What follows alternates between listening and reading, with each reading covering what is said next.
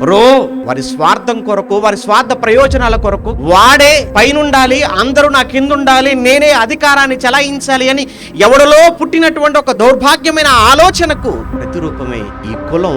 ఆ కులమే అంచెలంచెలుగా ఈ మానవ సమాజాన్ని అంతటిని కూడా అలుముకొని పోయి ఈ రోజు భారతదేశాన్ని శాసించే స్థాయికి వెళ్ళిపోయింది.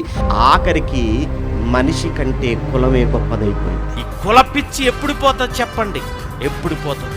ఇది మనుషులు పెట్టుకున్నది. నిత్య జీవాన్ని ధ్యేయంగా పెట్టుకుని అందరూ ఎవరైతే ఈ భూమి మీద మంచి పనులు చేస్తారో, నీతిగా న్యాయంగా దైవ కార్యక్రమాల్లో ఉంటారో వాళ్ళకి నిత్య జీవం దేవుడు ఇవ్వడానికి సిద్ధంగా